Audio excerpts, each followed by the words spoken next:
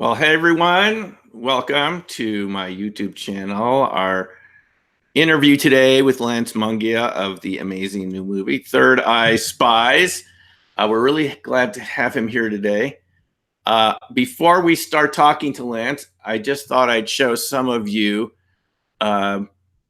a little bit of a trailer. This is a movie about remote viewing, the government remote viewing program, and all of the people and characters and wonderful remote viewers that were part of it, produced by Russell Targ and Lance Mungia. So let me go ahead and show you a little trailer that's on YouTube, and then we will go ahead and talk to Lance about it. 1 second here.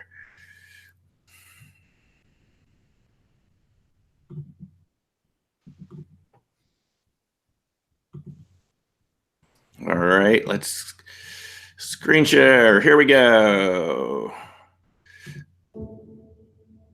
If you had an ability to be able to remotely perceive stuff any place in the world, that could be an extraordinary intelligence source. We found that many individuals are able to accurately describe what's going on in distant locations. Are you saying the work you've been doing is classified? It was a research facility. That was all that we were going to tell them.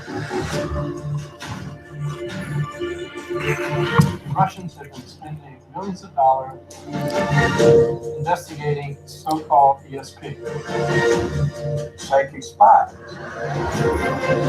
Almost a psychic arms race here. Is there any real application to this? I think remote viewing has been demonstrated over the 20 years of work that's been sponsored by the government. Producing crucial and vital intelligence to the NSA, CIA, DEA, and the Secret Service. I began to feel frightened. The KGB did it next. What's really going on here? False assassination attempt. The CIA was lying. They wanted to kill the program. Storm through it. This is real. I say no more secrets. Cut this information out.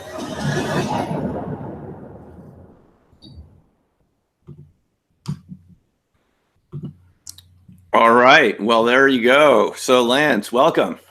Hey, man. Good to see you. It's been too long. Yeah. We originally met in New Orleans, right? Yeah, it was at was it Irva, like a few years back, and I remember us taking a bus trip somewhere and like us just sitting together and just rapping about remote viewing. It was a really great time. I've never forgotten it, actually. Right. Wasn't it? Was it Marty Rosenblatt's App Fest that we met, or was it? That's right. That's right. I came to App Fest first, and then Irva, and yeah, we sat down over dinner together. I remember that. And we went on the swamp tour. Yeah, that's right. That swamp tour. Hey, I'm using footage from the swamp tour in the movie. Did you know that? Is that the same swamp? Yes. Yes. I needed something to, because Pat Price remote viewed this amazing crane in Soviet Siberia, which is one of the key points that really got the program going. And I remember we were on that swamp tour, and I'm always like looking for things that resemble the things that were talked about, so I can just create B-roll, because I can't go to Soviet Siberia. But we went underneath this like giant metal thing, and I just took the camera and kind of pointed up at it, and I went, oh, this is going to look like I'm standing under some huge crane, and I put it in the movie. That's the gantry crane. Right. the substitute gantry crane. Right, the reenactment. Right, went under that thing. Yeah, remember that. Wow. Yeah. Wow. Mm-hmm. You're talking now, and we'll get into this in a second, the famous viewing of the Semipalatinsk so-called Peanut site in 1974. Mm-hmm. Mm-hmm. That really blew everyone away and showed them that RV could get really operational data. That's right. And, Lance, every time I see the images that Pat drew from that session, I'm awestruck. And I've seen it so many times. I'm assuming we can get past all the little stuff that your viewers probably are already very aware of what remote viewing is, and we don't need to get into that. But the thing about the movie was that it wasn't just about like what to put in, because there's a million different really cool things to put in. It was like months and months of actually figuring out what not to put in, so that people don't go into a coma like with too much information in front of them. And that particular site that Price remote viewed, not only did he draw that sketch of the crane, but he drew sketches of like silos and stuff that they had there, and other features of the buildings. There were like oil derricks there, I think, that he drew. I mean, there were several different things that Ken Kress went over with us from the original etchings that were made by CIA. It was fascinating, but it would have been, a whole hour just talking about that one event and all of the different things.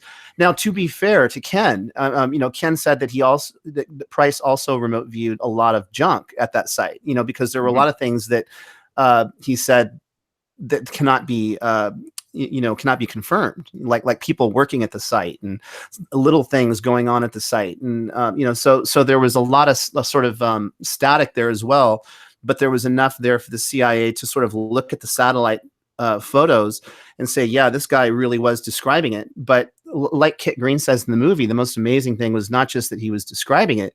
He was describing it not like overhead, like looking down, but he was able to get down and look at any aspect of what was going on. And that was really the thing that freaked them out.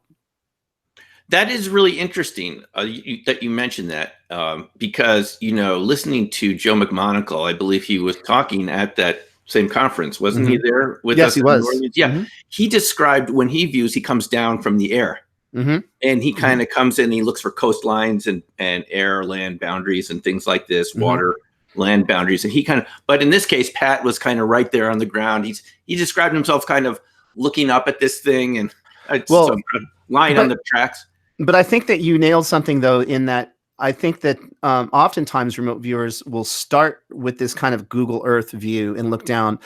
If you read both Ingo and Pat's transcripts from that remote viewing, I think they both sort of started out like more globally, like earlier in the first session. And I think they did this over several days. It wasn't just one session. So that's right. It was kind of like zeroing in on it, looking at the land masses and how things are laid out, and then getting into the nitty gritty once you've sort of identified the target. I mean, very much looking like you would at Google Earth or something like that.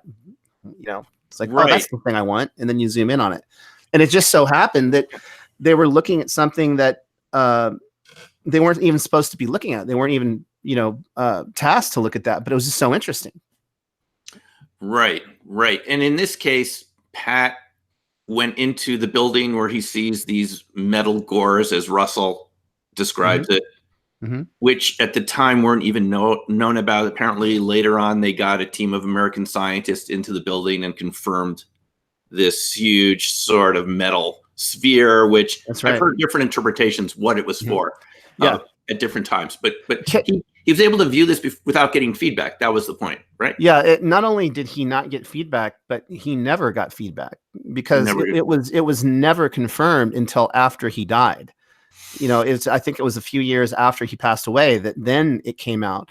And Aviation Week actually wrote an article based on the scientists that had found this, and they described what Pat had described, and this was a really big thing for Russell Targ to make clear in the movie that Pat saw this one aspect at that site that nobody else in intelligence knew about, because you could say theoretically that Pat could be faking looking at things that CIA already knew about, that was propaganda or whatever.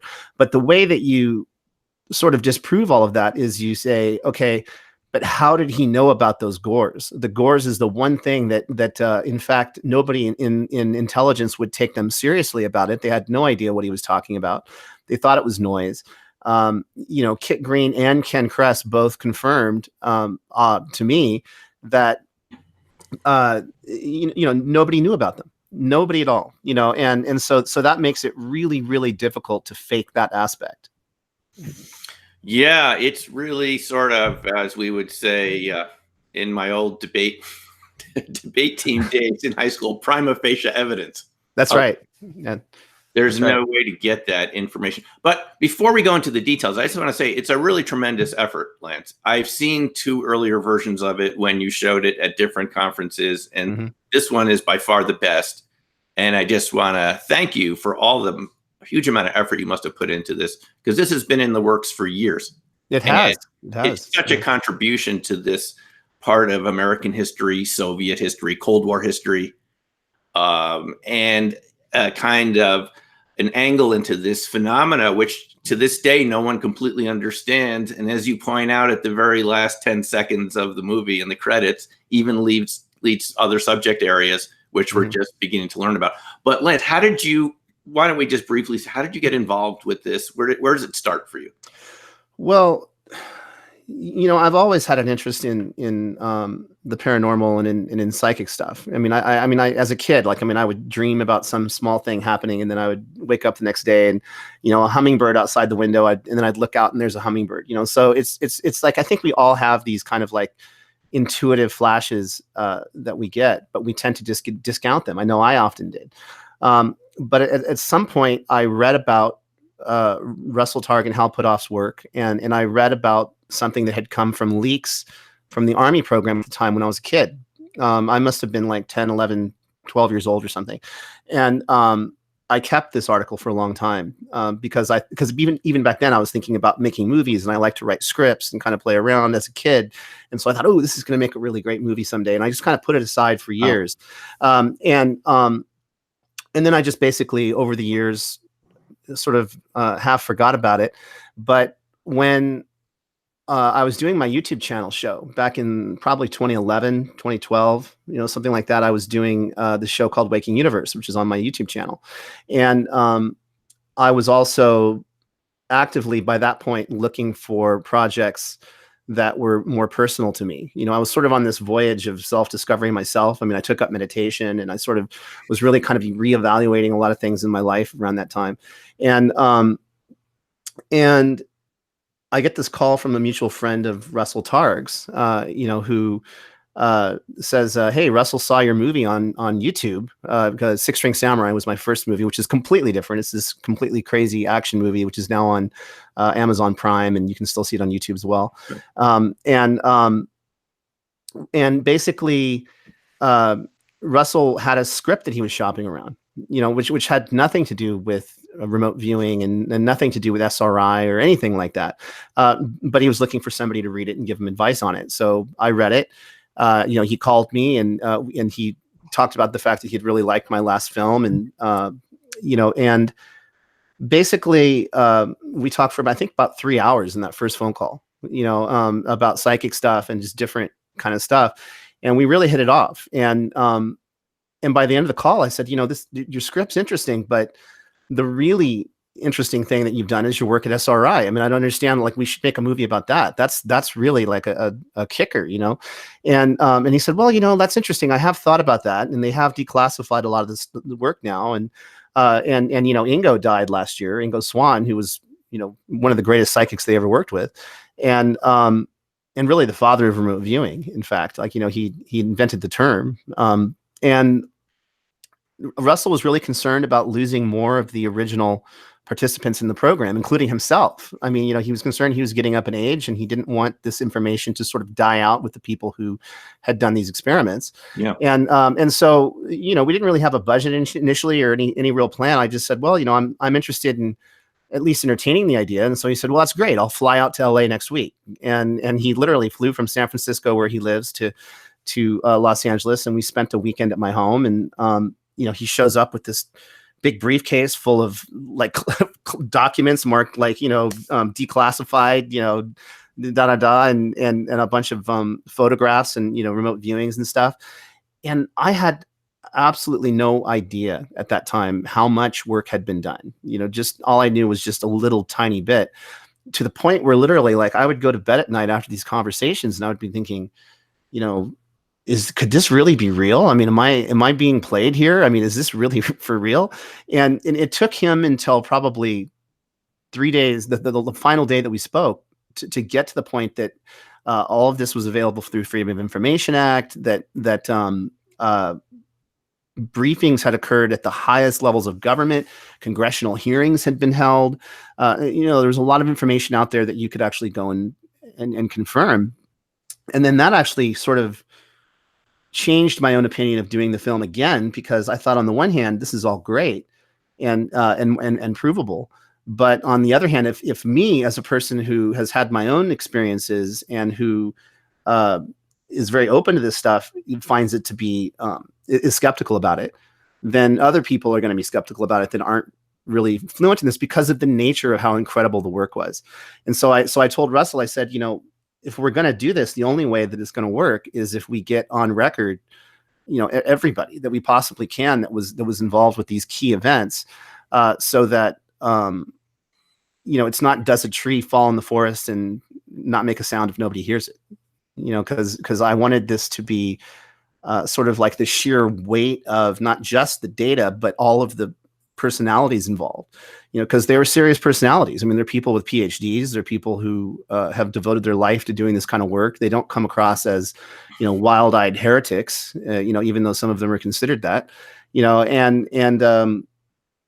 so once we really started to get some of the original people on board, and it took months for us to get people like Ken Kress and Kit Green, even Hal. I mean, a lot of these people, I think, were weary of talking about this stuff and then sort of having it be discarded, and that actually made me want to do the movie even more. And it was really something that carried me through this very long process.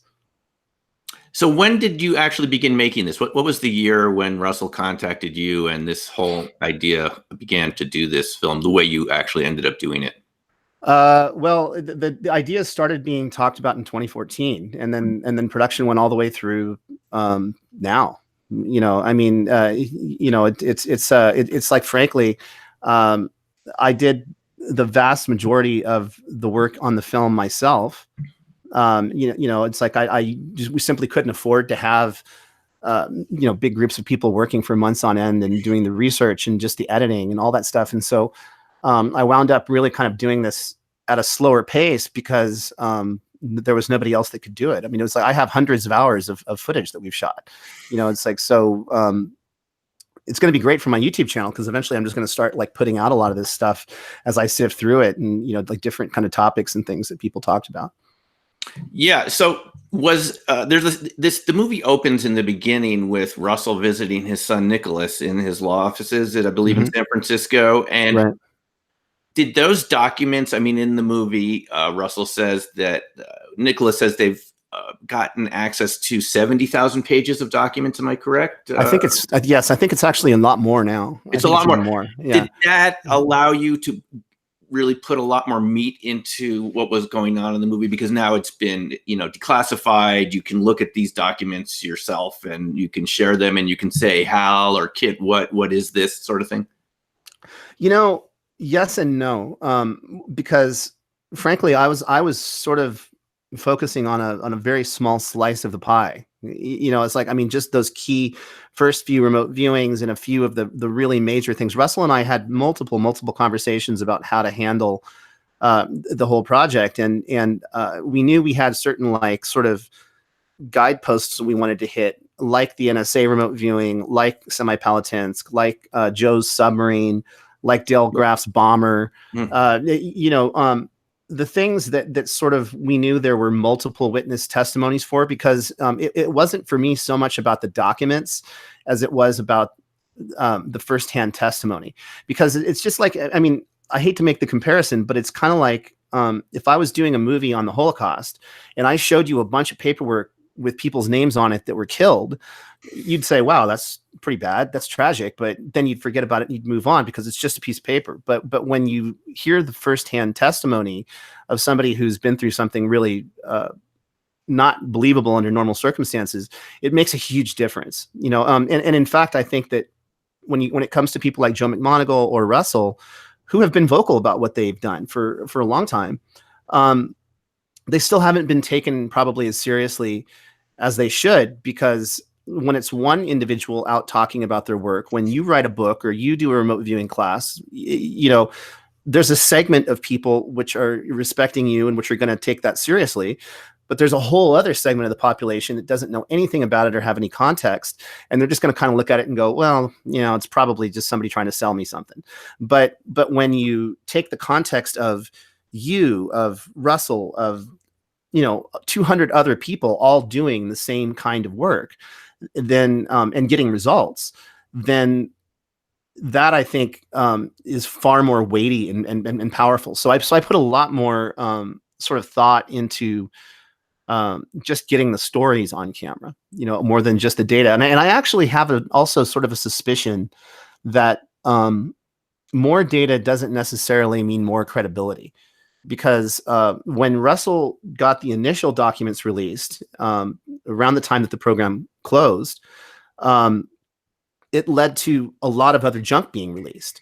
And there's good stuff within that, but you really have to look for it. And a lot of the documentation actually was only available at one, I believe it's one library, and I think was it Virginia or someplace, like where you had to actually go there and like look at like the slides and stuff and the actual documents at that location. It was not on the internet. And I don't think that the majority of those documents were put on the internet until like the last couple of years, Right. So as often is the case, I think with the internet, sometimes too much data, too many points of view winds up just muddying the waters, and you're not getting any real point of view. Yeah, I think you handled that really well. And one of the characters who really comes across very strongly, there were several. Ken Kress, the CIA analyst, who you just said was reluctant initially to come on and talk about what he knew. And he was a major figure in getting support, right, for the program for SRI analysis, right? Well, he wasn't a major figure actually initially at getting support. Actually, initially it was Kit, right? Well, yes and no. They were both sort of like mid-level managers at the time. Above them were guys like Sid Gottlieb, like was there at the very inception, and James Fletcher, and people who really had to make big decisions.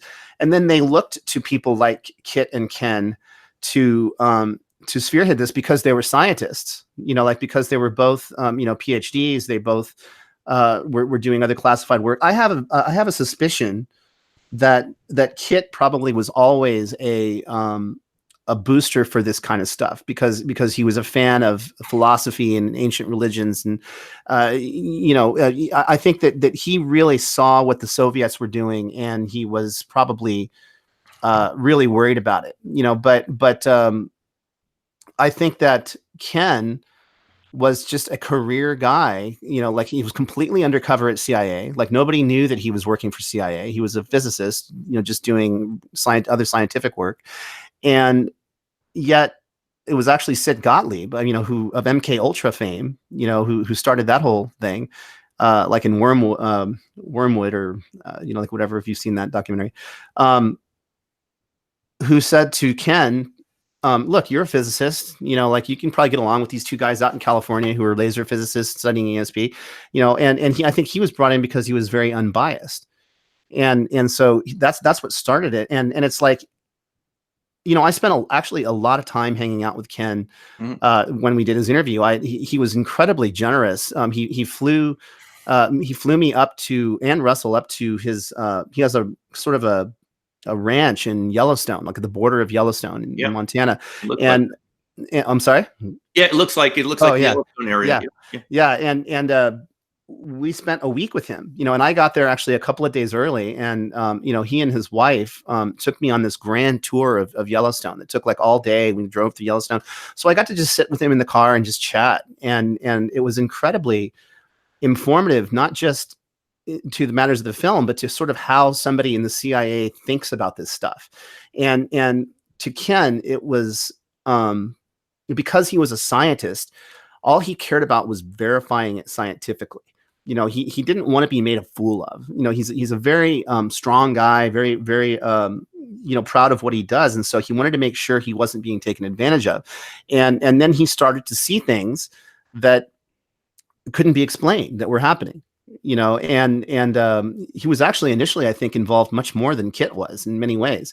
And, Kit was sort of more the guy on the ground working with Hal and Russell and sort of doing some of these initial experiments. But Ken was the guy who had to go report it, to head of CIA, the guy who was sort of overseeing the whole thing.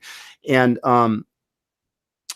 you can tell even to this day, it bothers him. I mean, it's like, it's not clear what the mechanism is of how remote viewing works to him.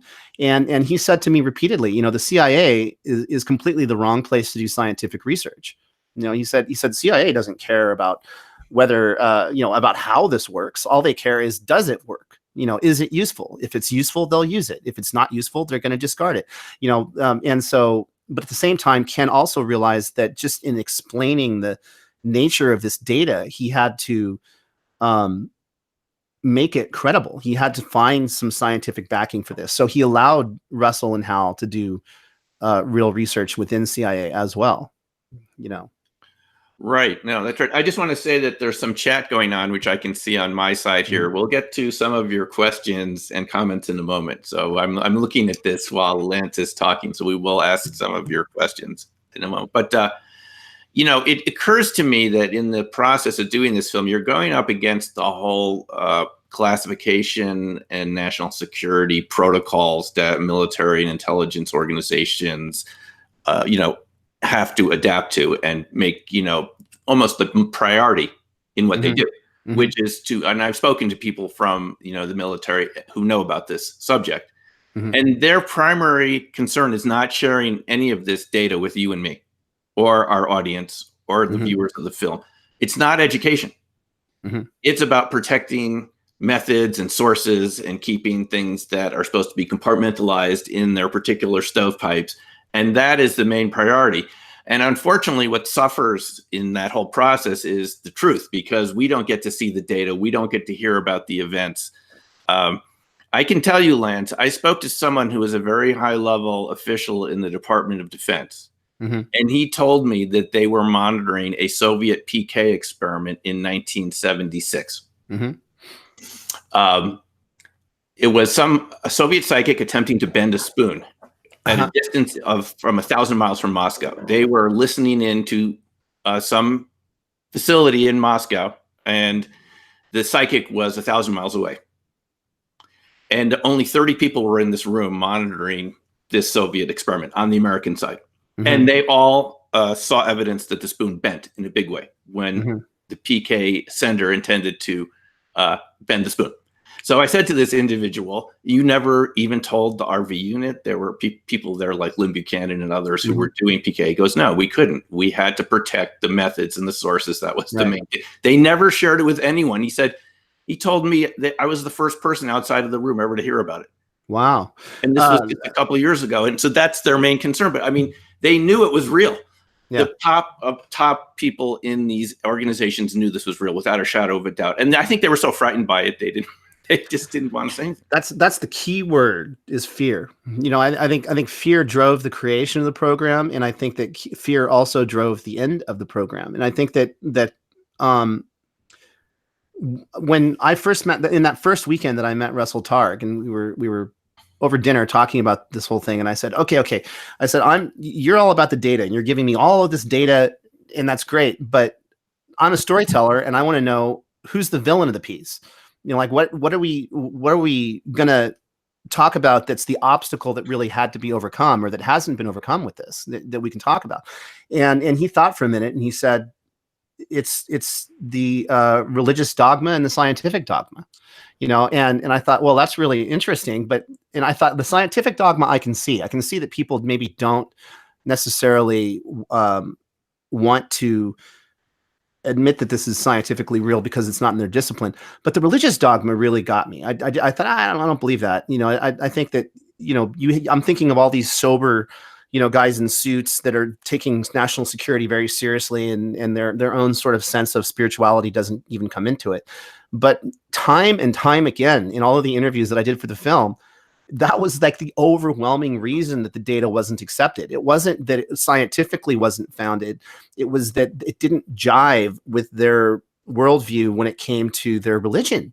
They're looking at it and going, oh no, this is like Ken says in the movie. It's like, you're working with the Antichrist, buddy. I can't work with you, and they literally would go through analysts and stuff looking at this data they were getting, because the guy wouldn't look at it.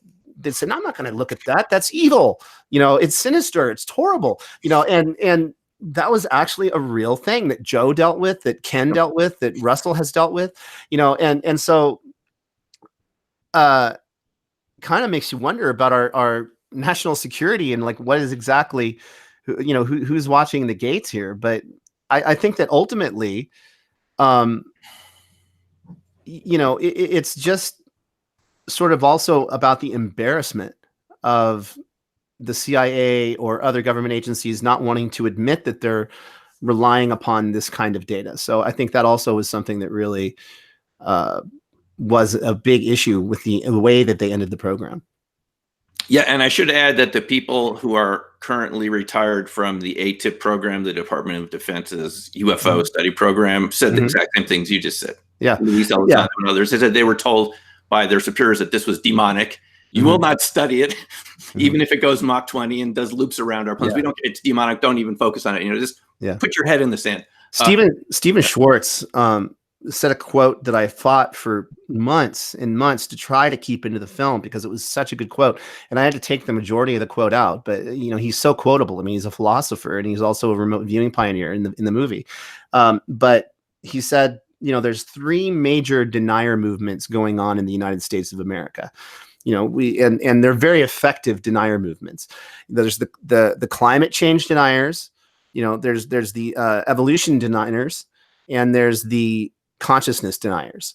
And I think you could also throw in there probably a 4th, which is the UFO deniers. These are people who basically just like their world nice and safe. And I think that safe, comfortable, like the reality that they're living in, and it's a very effective tool of disinformation, because it doesn't take much to light a fire and set things off. If the government wants to keep something as a secret, they don't have to tell you, don't talk about it. They don't have to show up at your door and say, hey, Sim, don't talk about those UFOs anymore. All they have to do is make your mom not want you to talk about it. Like make your girlfriend look at you funny because you talk about it. And it's the same thing with, all of the remote viewing stuff that was done, so much of it. And I think the attitude that I got again and again was, people were actually a little bit hesitant to come on camera and talk about what they had actually seen. And to even say that like intuitive abilities and psychic abilities are real, because they always kind of hedge their bets a little bit and kind of like, maybe it's real. The evidence points towards something like, and that's kind of like Russell's thing is like, the evidence points towards something like ESP being real. Even he does not actually label it. He's very careful not to, and I think that's good on one front, because we all want to be discerning, but on the other front, it's just so obvious that it's pure pressure that's holding this down. I went to a conference. I don't think it was the conference that you and I were at, but I went to another one, which was a heavy duty scientific conference where somebody was giving a presentation about this stuff. And I had a camera in the front of the room, and in the back behind me were like all of these guys that were doctors and scientists. And I mean, very heavy duty, titles behind me. And I wasn't really thinking about that. I was just thinking about the guy on the stage. And I'm thinking as a filmmaker that I want to kind of pan the camera around, get the audience reaction, come back around. I did that one time at the beginning of the presentation, and some staff member comes running up from the back of the room, taps me on the shoulder. Please don't turn the camera around again. We got several complaints. People do not want to be on camera. Here, right. Right. These were serious people, but they don't talk about this stuff publicly. One of the rare exceptions is Brian Josephson. Like Brian Josephson, who's really on the record talking about psychic stuff and who invented the quantum tunneling. I mean, he won a Nobel Prize. We went to Cambridge and interviewed him, and not all he wanted to talk about, but one of the main points of the conversation was that he felt like he had been discriminated against as a scientist when he tries to get funding, because he had come out publicly and said that it's silly to say that something like psi doesn't exist simply without any proof. Like you don't have proof it doesn't exist. You got lots of proof and data that says that there's something there. Yeah. You're aware that Brian Josephson was going to be on a stamp in the UK? I didn't know that. I have a book behind me called Sync by Stephen Strogatz. It's about how the universe kind of synchronizes itself, and he gets into some of these topics, but then completely dismisses what we're talking about here. But he mentions Brian Josephson, and there was an upcry amongst physicists in the UK for someone who believed in ESP being put on a stamp, and they made so many complaints to the UK Postal Service that the idea was withdrawn. A Nobel Prize winner Dude, I'm gonna totally use that if that's all right. Yeah, please That's do. a great. I wish I would have known that, and I wish you would have told me that story a couple of years ago, because I would have definitely included that in the film, because it's so typical. It's so typical of this kind of stuff, and that's unfortunate. And I got into a probably a multi-hour argument with a really good friend of mine when I was making the film. He's a filmmaker, an award-winning filmmaker, very well respected. I told him I was working on this project about remote viewing, and he goes, "Oh, I was thinking about doing something about that." And I looked into it, and it was all bunk. It never happened. It was all disinformation. And I said, "Oh, really? Well, they did some interesting things." We went back and forth, and he basically ended the conversation by saying, if it's so real, then why doesn't mainstream science embrace this? Because you think they would. And I said, first of all, watch the movie. And he actually did. And he actually did change his mind. But secondly, the thing that holds mainstream science back from talking about this stuff more is that everything's compartmentalized, not just in the classified world, but if I'm a nuclear physicist, why am I going to go look at like molecular biology, or if I'm, a medical doctor, why am I looking at ESP? So they don't read other people's data. And like Dean Radin said, there's 100 years of really great data on this stuff that's sitting out there from Princeton and Duke and SRI and a dozen other places that did really credible experiments. But nobody else in the science community is going to really spend the time to look at that data. No, that's true. And no one believed the Wright brothers either. That's why they had to go to France to do their demonstrations, because the scientific community was backing Samuel Langley, government sponsored, a head of the Smithsonian Institution and an aeronautics enthusiast. Right. But his version never flew. People should read the book Science Was Wrong by Stanton Friedman to know. The scientific community is often wrong. And I was just having a conversation with a computer scientist here at CU the other day about this. And what he told me, Lance, is that increasingly academics are encouraged just to not look at big things, but just to incrementally improve a small area, which means you don't want to take risk. And that's the risk, man. That's science. Risk is science. It was a risk for Russell Targ and Hal Puthoff to stop Ingo Swann from looking at card tricks in the laboratory when he said, "This is boring, give me something better to do," and then to allow him to start tracking outbound targets when they send the assistant out to go get coffee, and then Ingo starts telling him, describing the place where the assistant is. That's how it started. And then Stephen Schwartz and Russell took that even to way bigger places. Like in the film, Russell took it to Wall Street. Like once he finished with his classified work, he said, let's see if we can get investors and make money at this. And initially they really did. Stephen Schwartz took Hella Hammett and went to Egypt and went and found the Lost Temple of Alexandria and shipwrecks and all kinds of stuff, because these guys were using their imagination, and I think that's so important in science. Yeah. I really believe, Lance, that because of movies like yours and the amount of data that builds up to show us that these phenomena, that there's data that support them. If you don't acknowledge that at some point, things have to change, and reality will kind of elude science. In fact, science could become obsolete. And I'm not joking about that. It either has to embrace these phenomena at some point and say, how does it work? What sort of ideas, multiverses or retrocausality? What does it? Or it sort of has to eventually step aside. So it's a really interesting issue, and I think your movie is going to even push that even farther, because I was just speaking with someone who was in the TV production world just last week, and he said, "Oh, there's no evidence for RV." The Gates went on in '95, and he said it never worked. And some people, that's all they ever heard. They didn't even remember Ed May. Right. And Ed May, who took over the program at SRI after Hal and Russell had both left, he's incredibly, he's sort of cantankerous anyway, but he's incredibly negative about the idea that this is going to be taken seriously as a scientific discipline in his lifetime.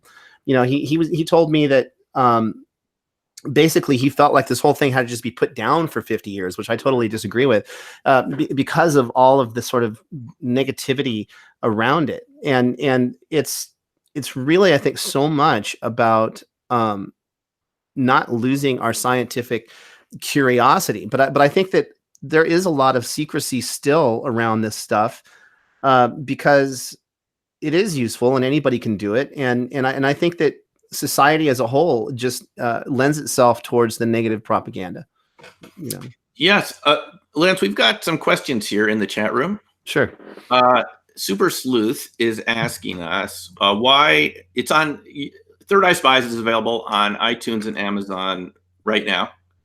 And I really enjoyed, getting the full version to look at the extras. I thought the scenes with Uri Geller from the early days with Russ and Hal were priceless. I thought the whole thing was worth it just for that, to show the amazing level of accuracy he had with the accuracy with the dice boxes. Yeah. And the drawings, and the worst, the least accurate ones were like mind blowing. Yeah. And I'm actually right now, like as soon as I hang up this call, I'm going to go back to work on an extra feature for my YouTube channel based on that. We had a lot of extra material with Uri at his house and him talking about all that stuff. So that'll be on my YouTube channel actually soon. Oh, good. Yeah. So why Russell initially said it was going to be in movie theaters, and Super Sleuth wanted to know why was the decision made to put it on private channels and not into theaters. Well, actually, we are still talking to a company called Fathom. That Fathom Releasing does a lot of limited time releases around the country, and it looks like we probably will be having a theatrical release of the film nationwide, probably in about 500 theaters. I'm hoping, crossing my fingers, in April. Since the last time I've made a film, and it's been a long time. The industry has really changed. It used to be that you hold everything really tight to the vest and you don't let anybody see it. And then, big distributor corporations will come in and say, okay, we'll take that one, here's this huge check, but instead now, it's much more democratized because of the internet and because of the online releasing. There's far less cost involved. So the way that you actually really attract a good theatrical deal, or even a good broadcast deal, like somebody with HBO or History or whoever, is by putting the film out. You first put it out online, and then hopefully everybody watching this buys the film, and not only buys it, but then reviews it and shares it with their friends. Because in the sharing and the reviewing of it is where the broadcasters and the theater chains and all those things will take notice of it. So everyone watching right now, we want you do it for me, okay? Do it for me. Do it for everybody at SRI that did these experiments and brought them to you. Everyone to go write a review on Amazon, because now we just heard from Lance how to get this into theaters. Right. Just go ahead and write a review on Amazon or iTunes and just say what you thought about it. Be honest, because Lance is telling us this is what these distribution companies will look for, right? Right. And Rotten Tomatoes too. Right now, not one person has reviewed this film yet on Rotten Tomatoes. I was looking at it yesterday and I was like, damn, nobody, so somebody's got to go on there. Okay, folks, you have your job for tonight. We know who you are because I know.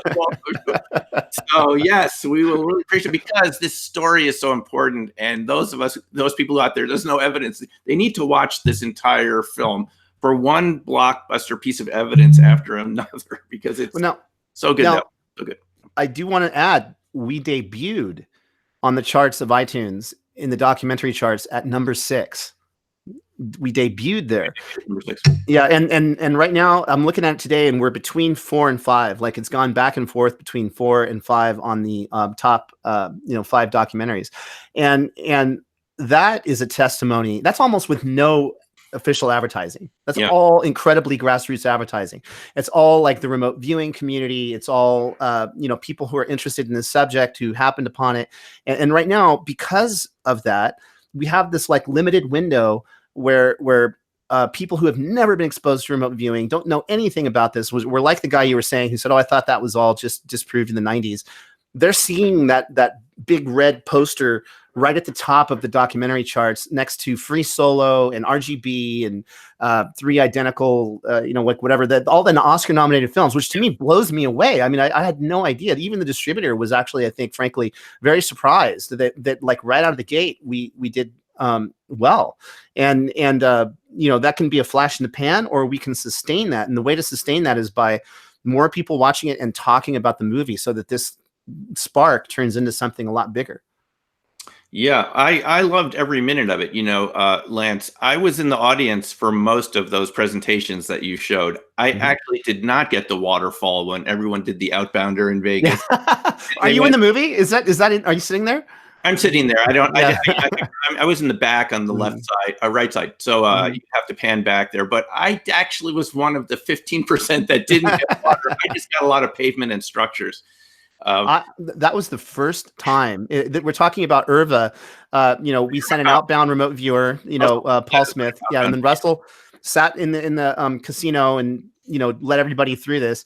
And that was the first time I ever really saw remote viewing in person. Like I had not actually seen. I was trying to get somebody to do it. I tried. Joe didn't want to do it on camera. Uri didn't want to do it. And nobody wanted to do it. And I was just thinking to myself, I hope somebody gets it right. I hope this thing something happens. Because if it doesn't, I'm gonna present it like whatever happens. But I was rooting for it. And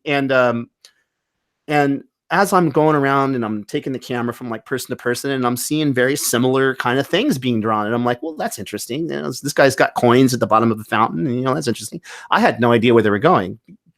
And when they came back and they played the tape of this, and everybody kind of like raised their hands, I was like stunned that so many people got it right. And then I actually, almost on a fluke, I actually stumbled across all of the drawings on the way out the door. Nobody actually brought me all the drawings and said, here's all the drawings that people had done. But I found somebody collecting them, and I started like filming that. And it was like page after page after page of people getting it right. And then about a year later, we got invited to give a keynote address at the Conscious Life Expo in LA. And Russell was supposed to be the keynote speaker. But he got sick and he wasn't able to be there. And he was supposed to lead the audience through a remote viewing. This was in Los Angeles. And so a couple days beforehand, and we were already committed to this, I called him up and I said, well, what if I drive to San Francisco and I'm going to film you, drive back to LA, and then you walk the audience through it on tape? And he goes, okay, we'll do that. So I did that. He gave me this bag with something in it. And then I had to talk people through doing the remote viewing. And I had brought this like overhead projector to show what the results were. And it was the same exact thing. Like probably 80% of the audience really nailed very specific little details of the target. And, people just kept wanting to come up and share like what they had done. And so I was like, wow, that's amazing. It's always astounding. The average person can do astounding things too. You don't need the Ingos and the Pat Prices. Anyone can do that. I was also there when Kit Green gave us a lecture in 2009. And it really made quite an impression on me because he mentioned 3 specific viewings, of which you made a good presentation of the Sugar Grove NSA facility, which was really a stunning sort of revelation to see that it could be that accurate. But he talked about 2 others, and I remember the expression that he had. He said, I didn't need to look at statistics anymore. These 3 examples were so good, and they were so improbable that you could have gotten that information any other way. He said, convinced me that it was real, and that's why I pushed for funding. I think that's a perfect statement because, I ran into Dean Radin in the lobby after one of the very early cuts of the film that we screened for one of these conferences. And I was kind of nervous to like walk up to him and be like, so what'd you think of the film? Because he didn't say anything after he had seen it. I probably didn't see him, but I walked up to him in the lobby of the hotel and I said, so what did you think? And he goes, oh, I think it was very good. But you got to put something in there about those initial experiments and how they were judged and how Charlie Chart rejudged them because, initially they were attacked, and you got to address that because people are going to attack this film. I mean, they're going to attack it, and you need to be really on with the evidence because there is evidence there, and it was misused because initially the very early SRI experiments that they did in Palo Alto, somebody like went back and rejudged them and found that there were too many like clue words in there that could have been used, but that was just for the very early experiments. In the back of my mind, even as Dean was saying that, I was thinking, this is a man who has spent his life having to defend his work. I mean, he's somebody who has done some really amazing psychic research, and I thought, and then as I was going through the editing process, and the film would fluctuate from like 90 minutes to like 2 to 3 hours. I mean, it was just like there's so much different things that could have gone into this film. And I said to myself, I'm putting all this stuff in. but I don't need to, because Semipalatinsk and the NSA site and all that stuff, we don't need to squabble about these like little results. It's like these are things that are so unbelievably accurate that you're going to look at it emotionally. You know, it's not about the data. It's just about like the reaction to something. And I think that's also part of the fun of the movie for the uninitiated, you know, because I've seen people who don't know anything at all watch this movie, and they're sitting there and they're just trying to figure it out. You know, like especially like people who are very skeptical, they'll watch the movie and they'll be like, you know, is this real or am I being conned? And by the end of the film, they walk away and they're pretty shaken up by it, because I really believe this is a movie that can really shake up people's worldview. I mean, I think this could actually really change things. If we can just keep this thing in the top 5 for like another month, you know, a lot of people are going to see this film. And I think it's going to fundamentally make science look at this phenomenon, you know, in a different way.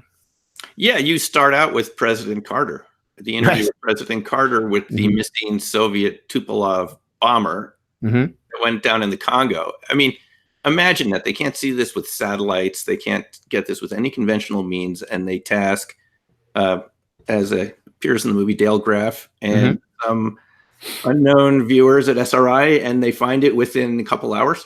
Yeah. You know, and I asked Dale, what was the cue? I said, Dale, what was the cue for the target? He goes, a plane went down somewhere in Africa. Yeah. Find it. Yeah. Somewhere in Africa. You know how big that is? Yeah.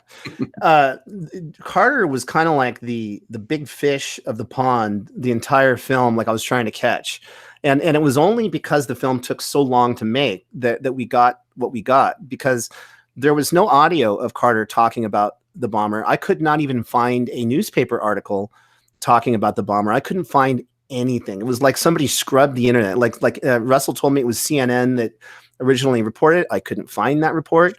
Couldn't find it. I mean, maybe somebody that's listening now will find it and post it. But I was talking to Hal about it, and Hal said Hal's wife actually went to Emory, and she was actually going to go back to Emory and look at their archives and actually put out a call to students who were there in '95 when Carter talked about this downed bomber in a speech at Emory, that he didn't realize he was outing a top secret program. And I didn't have to do any of that, though, because later on, Hal sent me a audio recording of Carter talking about it. Like, you know, he found something of Carter talking about it. So we used that audio recording, and I was like, man, I wish I could get Carter in the movie, and I wish Carter would follow up on that somehow. And this is like one of the biggest synchronicities of my life. I'm literally having this thought as I'm walking down Colorado Boulevard in Pasadena, and I sit down at the Brahman's bookstore. I mean, I swear it's just like this.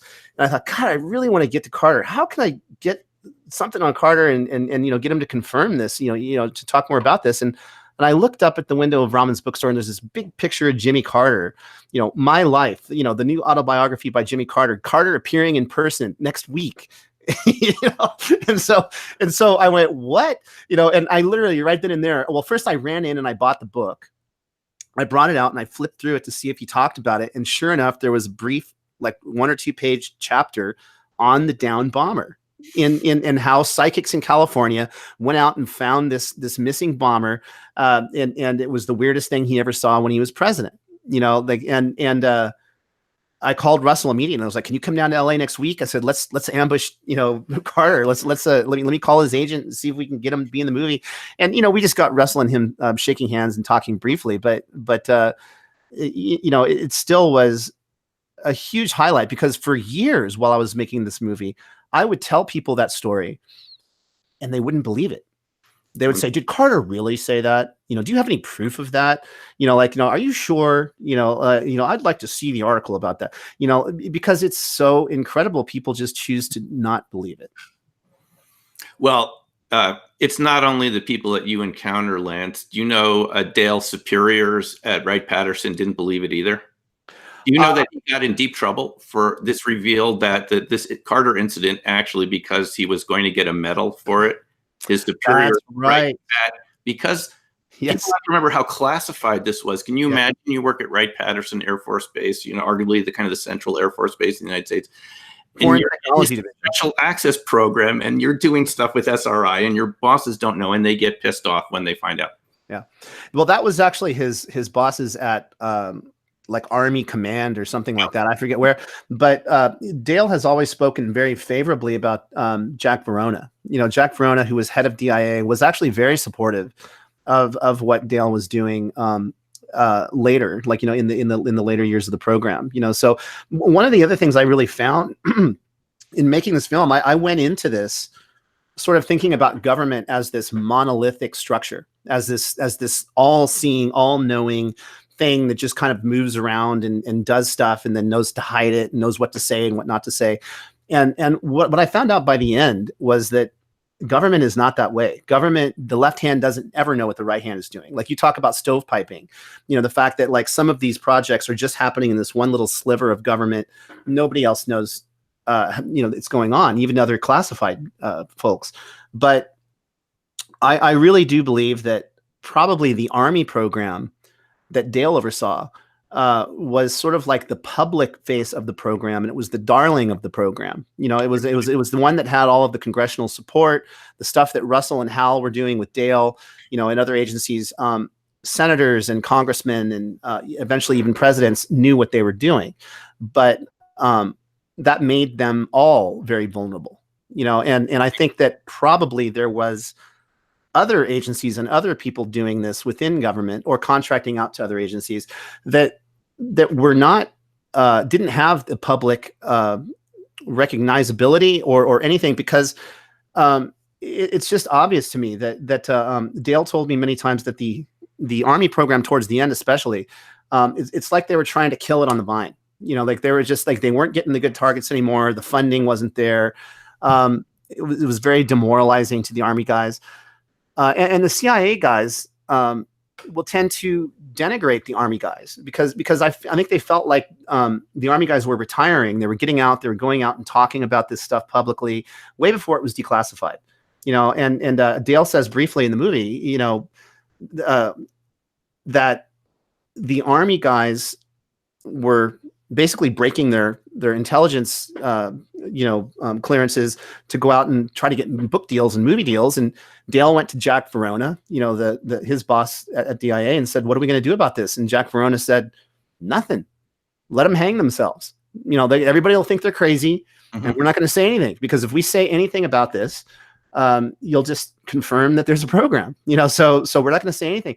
And I think that the CIA probably took it even one step further, which was to basically say, this stuff's crap and it doesn't work, you know, and you're wasting your time with these guys. But then meanwhile, behind the scenes, they're having Joe look at submarines and, you know, Iranian hostages and stuff like that. Very good. And you did a very good job covering the Typhoon submarine, Soviet Typhoon submarine viewing that Joe did, and pointing out that he got a Legion of Merit award for his RV work. 150 is it essential elements of intelligence I mean, for people that say it never worked, why did he get the Legion of Merit award for remote viewing?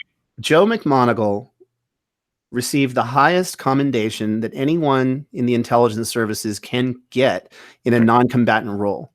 It is a big deal that he got that, you know, and Joe, here's this guy who's like this grizzled Vietnam vet who used to go out in the field and they'd put him on point because he knew where the landmines were, you know, and yet he's deep down, he's a really sweet, centered guy. I mean, he had a near-death experience, and that led him into, you know, psychic phenomenon and got him into the SRI program. But, you know, it's just a very eye-opening experience to see these guys talk in the film, or just to meet them and talk to them, as I know you have, because they're just normal people. You know, like these are not like wild-haired psychics with turbans and crystal balls. Like Russell, the first thing he said to me when we agreed to do the film, "No crystal balls, no turbans. This has all got to be grounded." And then and Lance, I wanted to ask you about that. I know you have to go in a moment. I just Sure. wanted to ask you one more question. It kind of came from the chat room. I'm sort of asking this indirectly. Was there anything you came across that you didn't want to put in the film? You know, Uri Geller and Puharich, Andrei, is it Puharich? Yeah. I mean, you go back, there was a lot of really things that people would consider strange, you know, space commands and UFO detect, and that's not in there. It doesn't need to be in there to show that RV is real. But did you come across things like that? You thought we shouldn't put that in because it would take away from the credibility of the rest. All the time, and the reason, and I'm not in that big of a hurry. We've got a little more time if you like. And I like to talk about this kind of stuff because Russell and I also made another agreement when we decided to make the film, and that was one impossible to believe thing at a time. I mean, both of us are fans of the UFO phenomenon. I mean, we both follow that stuff, but it wasn't something that we wanted to put. Or spoon bending, or PK, or all that stuff. We didn't want to put it in the film because I wanted people to appreciate the work that was done, and it's very easy to debunk something like, say, spoon bending. You can get a magician to fake it. Like magicians all day long will tell you how they fake it. Do I believe that Uri Geller is a fake? No. Do I believe that he's a magician that may augment what he does with magic? Yes. And I think that because he's an entertainer, that makes him much more susceptible to debunking. But you can't debunk physicists in a laboratory looking halfway around the world and drawing a sketch of what's going on there. You can't debunk that. You can say, okay, well, maybe it was propaganda, maybe it was fake, but you could say that once, but you can't say that to the whole audience at IRVA who does the same sort of thing. So eventually you got to say, okay, there's something here. And to me, remote viewing is like a gateway drug, because it's like you look at that and you go, okay, if this is real, now we got to reinvent the whole scientific model. We got to really open up the books and start from scratch here, because we're missing the fundamental thing, which is consciousness. The observer effect. If all of a sudden every scientist realized that just the act of them watching their experiment could somehow be affecting the outcome of that experiment, that screws up everybody's data. They don't want to do that. So I think that Russell and I went back and forth on Uri Geller and his participation in the program, because he was a lightning rod for this for years, and he was part of the program. So we decided that we wanted him to be in. I mean, he did legitimate things. So we flew to England, which was very expensive to do, to go and get to him and Brian Josephson there. And I'm really glad that we did, because it's the whole story. Like, had we left that out, we had to talk about the stuff that Uri Geller did as well, even if some people may not think that he's legitimate. Doesn't matter to me. It's part of the history. And I just recently saw some other post somewhere, an article somebody wrote saying that Russell and Hal brought Uri Geller into the lab, but there was a hole in the wall, and that that Uri could see what people were drawing in the other room, and he was just copying what it is that they wrote.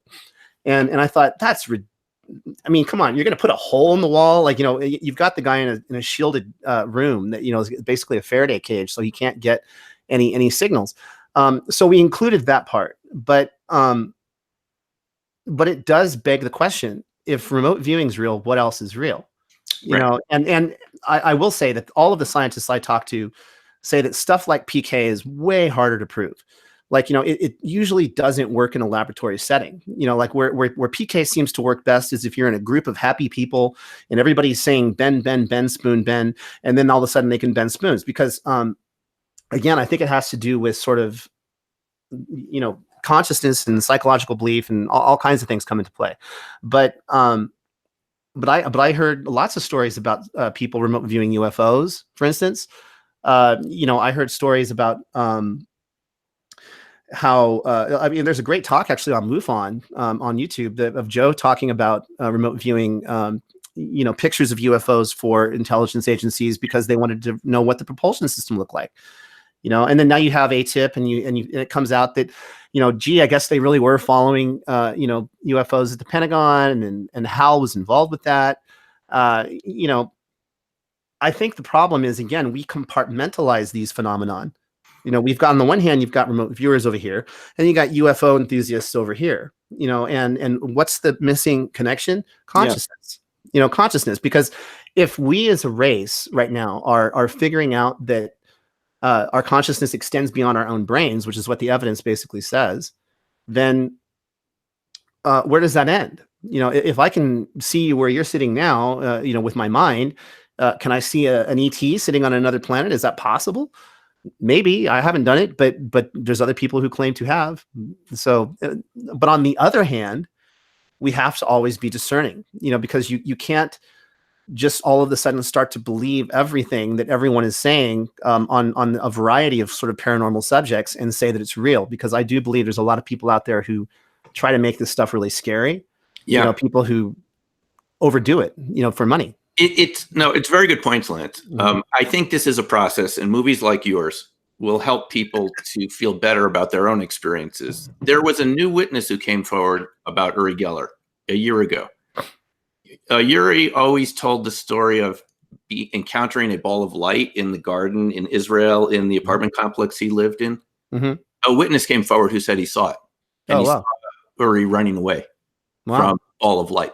Mm-hmm. So it totally, it goes from something that seems, is this really happening? Is it imaginal? To a second witness on one of their balconies at the apartment who recalls something approaching Uri and Uri running away. So the whole story is true. Uri says that's where, allegedly his powers came from, that contact that night. So, it progresses with data and new evidence, and people feel more comfortable coming forward and sharing their stories. So it's a long-term process, isn't it? It is. Yeah, it is. And it's a, Edgar Mitchell told me a story that will be on one of the extras that I'm working on for Uri Geller. That'll be on the YouTube page in a few days. He said that after Uri bent spoons on television for the first time, that all of a sudden, Edgar, who was at Noetics Institute at the time, would get all this mail because they researched paranormal phenomenon from concerned parents saying, "I'm super worried about my kid. All of a sudden, he can bend spoons," and so Edgar Mitchell, the Apollo astronaut, goes and gets in his car and takes a drive across country and goes and meets all of these parents and their kids, and he said, to this day, I have a box of bent spoons and forks that were bent by all these kids that saw Uri Geller on TV. So, yeah, is it the 100th monkey syndrome? Exactly. It breaks through. It happened 500 years ago in science history when people came through with new discoveries, Galileo and Copernicus and many others. It's vacuum effects. It changed very quickly after that. But initially, there's a lot of resistance from existing institutions to say we don't want to change from Aristotle. We're happy with Aristotle. Thank you very much. We don't need to see the data. We don't need evidence. Look at the 6 minute mile. Nobody could break the 6 minute mile forever, and then one guy did it. And then all of a sudden now everybody's doing it. Now you can run a 6 minute mile in PE class. It's like, that's, I think, our own sort of the collective consciousness either holds us back or catapults us forward. And when you sort of like understand that something like remote viewing works, then most likely we're all remote viewing all of the time. That's where creative inspiration comes from. It's like we're all connected to this cloud of information, and we can just pull down what it is that we need when we need it. And then we go, wow, how did I come up with that great American novel? Or how did I come up with this new scientific theory? It just happens. It does. It leads you to wonder whether the average person, anyone, has experience of this every day without even realizing what's going on. When you get intuitive feelings, hunches, feelings to be cautious in situations, are you doing spontaneous RV? Right. Yeah. Remote viewing is just a term. I mean, what is it? Patanjali, 2,000 years ago, a philosopher in the Hindu religion, wrote the Yoga Sutras and was talking about the fact that, hey, as you learn to meditate and you go on your journey of enlightenment, you may see images of distant places and times. You may get impressions of people who you've once known or may know, but don't pay too much attention to it. It's just, signposts on the path to your enlightenment. And I think that really is a very key point that we should make, is that just because this stuff is real, don't all of a sudden go hide yourself under a blanket or turn into a swami or whatever. It's not about you blowing up your own reality with this. It's about you becoming more grounded in this as just part of who you are as a human being. Doesn't mean that all of a sudden you're going to become this guy that predicts all the lotto numbers. It just means that we all have an intuition, and so much of SRI's success and Russell's success in this was that they were surrounded by really credible people wearing white lab coats in a lab setting who said, yes, this is real, and today you're going to do it. When they would get a high-ranking dignitary to come in, and they had many, they would always be very skeptical. They'd be like, you're wasting the Pentagon's money with all of this crap. And I want to see a remote viewing. I want to see it. And every single time Russell and Hal would say, great, sit in the chair. Today, you're going to be the remote viewer. That's right. And you have examples of that in the film. Yeah. Well, one of them that's not in the film was a story that Stephen Schwartz actually told me once over lunch, which I've always loved. I think it was Senator Claiborne Pell. Is that right? He was a skeptic of the program, shows up, sits down in they say, okay, Senator, you're going to be the remote viewer today. And he's like, oh, this is ridiculous. This is ridiculous. I can't do this. Well, just humor us, So they sent his attaché out to go hide somewhere in Palo Alto. And they said, okay, Senator, can you just tell us where it is that your attaché is hiding at this point? And he said, this is ridiculous. I close my eyes and all I see is the back of my eyeballs. I don't see anything. And they said, well, use your imagination. Just make it up. And so he goes, oh, well, I can do that. Okay. So he closes his eyes and he says, well, I see him. It's hot out. So he's kind of gravitated over to this fountain. He's in a courtyard. There's all these little kids kind of playing in the water. And he thinks, oh, that's nice. So he just kind of walks over there and he sticks his hand in the water and he kind of slips and oops, he fell in the fountain. That's hilarious. Look at that. He's got water all over his suit, and the kids are laughing at him, and it says, oh, this is ridiculous. I'm just making all of this up. About 15 minutes later, here comes the attaché soaked in water. and everything that he described was actually correct. And that guy became a huge proponent of the program. Yeah, that's a great one. Before we go, we should let's mention Pat Price a little bit again, because there was a lot of time you spent about Pat and some of his viewings. The one that comes to mind now, you're talking about how viewing is not the be all and end all of everything, because even in the Patricia Hearst case, Russell has said many times at these conferences that Pat could have found Patricia Hearst if they had just asked, but the different police agencies and the FBI did not cooperate. So even though they had literally perfect information available to them, Pat was able to go to the mug book and pick out the perpetrators, locate the getaway car with empty shells still in it. They still wouldn't locate her, not because they didn't have the information, they couldn't cooperate with each other. So it just shows how complicated it is. Yeah. I actually spoke to two of the police officers that were there at that time, and I was trying to get the actual commendation that they got from the Berkeley Police Department for having found the car and stuff. And I didn't interview them on camera simply because the movie was already so chock full of stuff. And it's like, I didn't have the ability to do it nor the room for it. But yeah, they were shocked at that, but at the same time, it's an unreliable tool. It's not 100% accurate. It doesn't exist only in a vacuum, and that's what people have to realize is I can't remote view exactly what you had for lunch and what restaurant you went to, even if I was Pat Price. I mean, he wouldn't be able to give you like this perfect detailed report. There'd be a bunch of noise within that. And it only really works as an intelligence tool when you plug it into the bigger picture and you say, okay, here's what we found, guys. Now you run with it and you go with it. And what happened was that the Berkeley Police Department had all this data and they gave it to the FBI, and the FBI goes, what, you're consulting psychics now? Really? And they didn't use the data. And so they didn't find the apartment in time and the bad guys got away.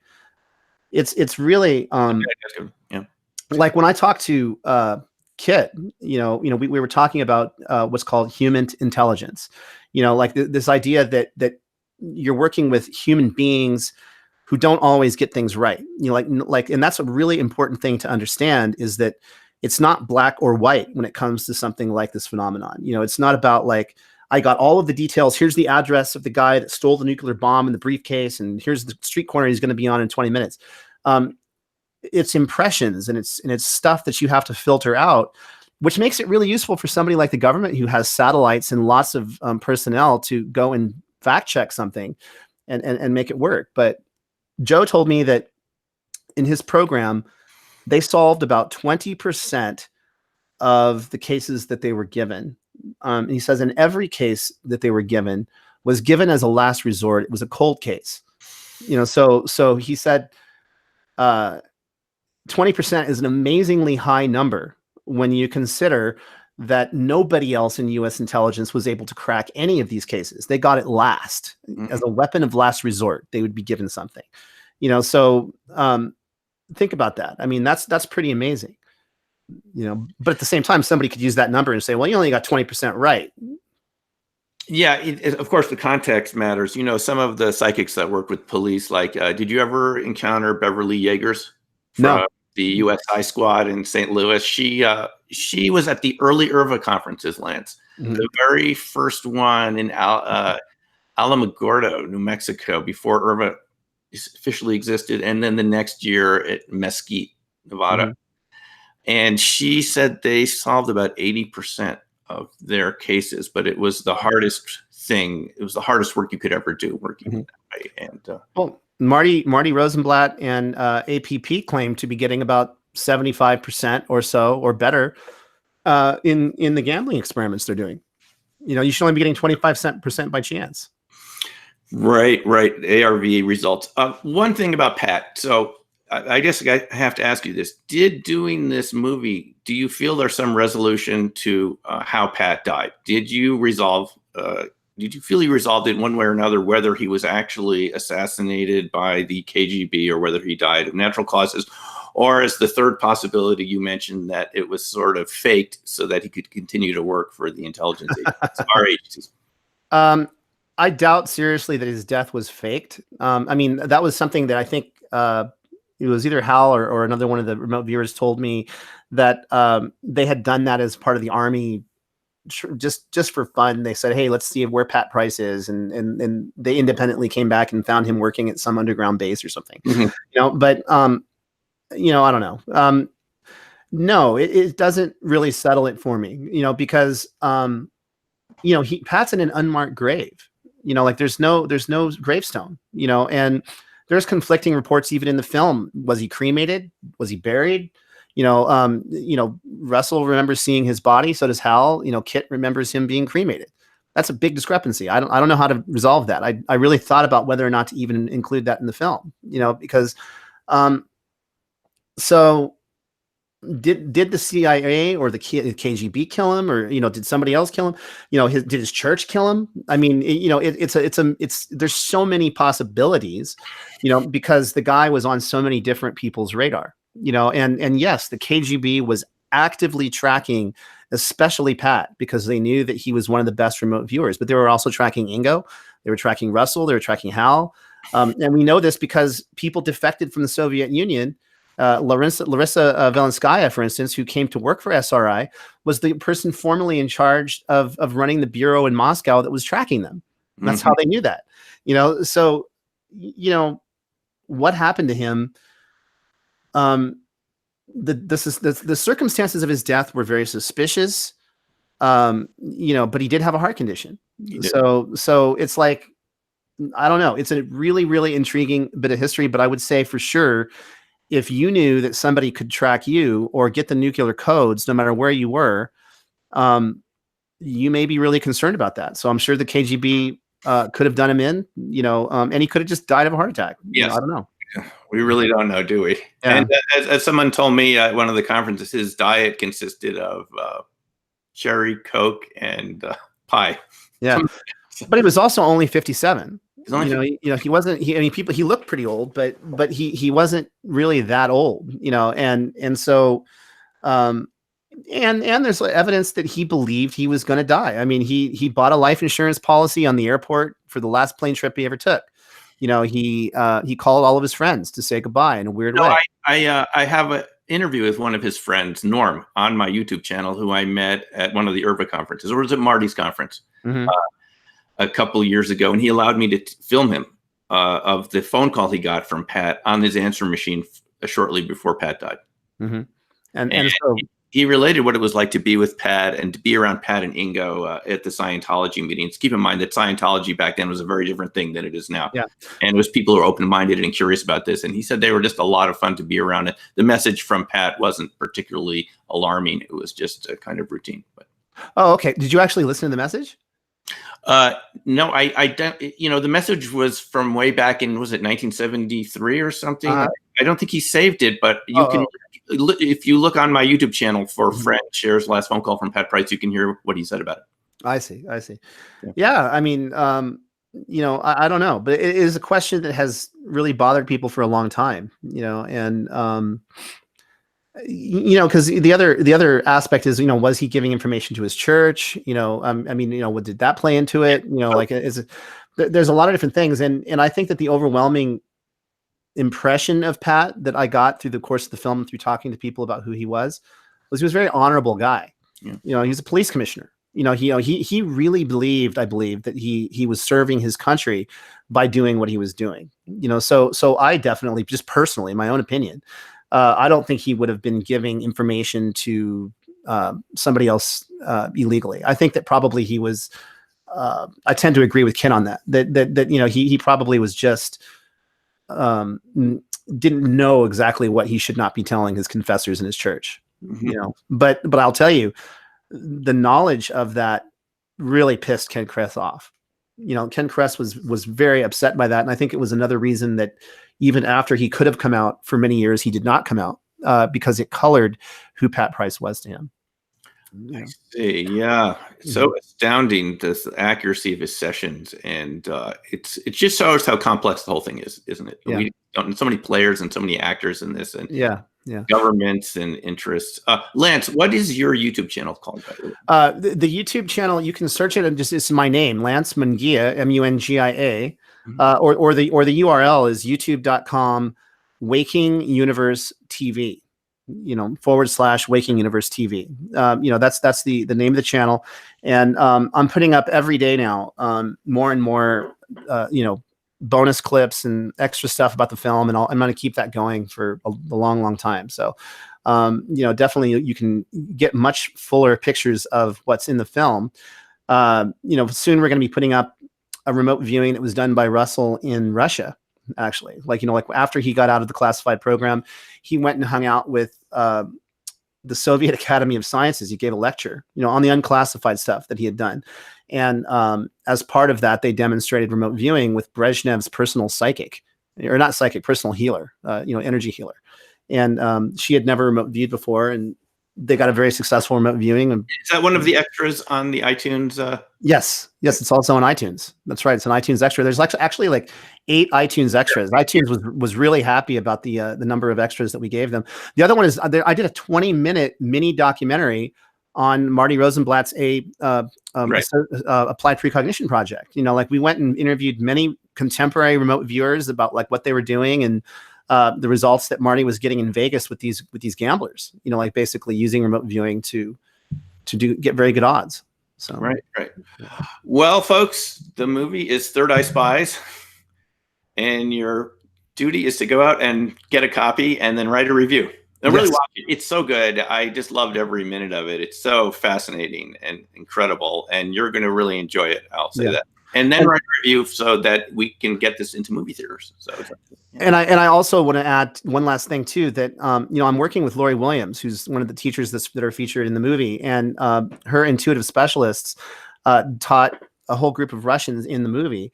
Right. And I'm very soon going to be releasing some bonus footage of that, as well as sort of a tease of Lori's new remote viewing class that she's doing. She's doing a whole online session. She was here for like a month, like filming it with me. Lori is an excellent RV teacher, and she's a student of Lynn Buchanan, someone I also trained with. And anyone who has a chance to take a class with Lori, it's a great thing. She just knows so much about it. She has a good style, and I'm really glad that you put her in at the end, teaching the Russians. It was such a good moment to show this kind of rapprochement between two societies that were. I know. It was bizarre. This is another massive. I just need one more minute. I know I got to go too, but one more minute. It was a bizarre synchronicity. I was literally, first of all, when I started this movie, Russia was old news. Like nobody was doing anything with Russia. And I was thinking, man, I wish some stuff was going on with Russia. And I got my wish. Unfortunately, now there's like Russia everywhere. But I was sitting at. This was before all this. I'm sitting at home, and I lived near Pasadena, and I get a random text from somebody. I think it was Deborah Lynn Katz, sends me this text and says, "Hey, Lance, Lori Williams is going to be in this city tomorrow. Don't you live in this city? Because she's going to be there with a whole bunch of Russians teaching remote viewing. It was literally like a couple of blocks away from where I lived. So I could have walked there, so I called up Lori Williams, who I didn't know well at the time, and I said, "You got to let me come and film this class, please." And some of the Russians were really, really scared to be on camera. Like it's still a very kind of a harsh system over there. They didn't want to be, and other ones just didn't care at all. So we put everybody on one side that didn't want to be filmed, and everybody on the other, and they got some phenomenal remote viewings. It was great. So. Yeah, I should just add, I'm teaching a class here in Boulder, 2019, our beginning class for if anyone wants to find out what this is like.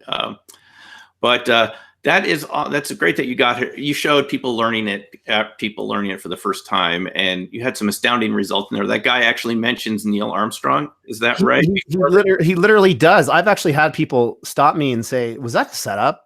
Yeah, did you? Because it also fits so well. Because his target was like Neil Armstrong walking on the moon, and I go from that to like Edgar Mitchell. It was like the perfect transition, but it was completely just like random.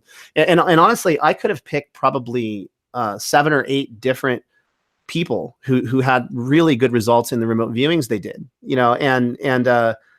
Lori says something very interesting. It goes back to consciousness again, that she uses similar targets in different classes in order to teach people, because and then she lets those people do the targets over several days, independently, because she believes that the more something has been looked at or is being looked at, the easier it is to see psychically. And she got like first time results that were really good. Yeah, if you're ever involved in teaching this or being around it, and you see total beginners get results like that, it's astounding. That's what you see, is things like that are so improbable. The target, I believe, in that session was Apollo 11. Yes. And the guy's saying, I just get this feeling about Neil Armstrong. But even more than that, they were using clay Sculpey clay, and he actually made this little thing that looked like the moon and a dude standing on it next to like a little tripod. It was bizarre. Yeah, you can. It's all there in the film. Folks have to look at a copy of this. And I thought, the price of it is so reasonable for what you're getting with all those extras and this piece of history, and it's such good footage. So, Lance, I want to thank you again. Thank you, Sim, for having me on. Really, I appreciate all the work that you do, and your kindness to me over the years has been awesome. So thank you. And again, please, yes, go buy the movie. Write a review of the movie, please, if you like it, and also visit my YouTube page. Rotten Tomatoes. Rotten Tomatoes too. Thanks for mentioning that to us. Sure. So let's stay in touch, Lance, and thanks again for. You got it. Okay. You got it. For watching. Yep. Yes. Thank you. Yep. Bye-bye.